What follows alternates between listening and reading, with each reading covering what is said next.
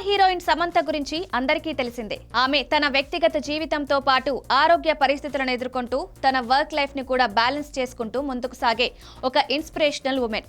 అయితే తాజాగా సమంత మరో షాకింగ్ న్యూస్ చెప్పింది.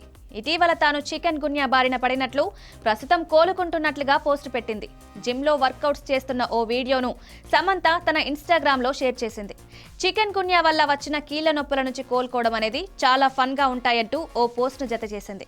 గతంలో సమంత మయోసైటిస్ అనే వ్యాధి బారిన పడిన సంగతి తెలిసిందే. ఖుషీ మూవీ టైంలో తాను ఈ వ్యాధి బారిన పడినట్లుగా శామ్ గుర్తించిందట.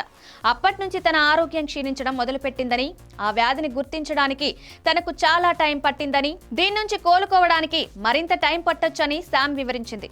మయోసైటిస్ చికిత్స కోసం శామ్ మెడిసిన్స్, ఆయుర్వేదం, భూటాన్లో ప్రకృతి వైద్యం ఇలా రకరకాల పద్ధతుల్ని ప్రయత్నించింది.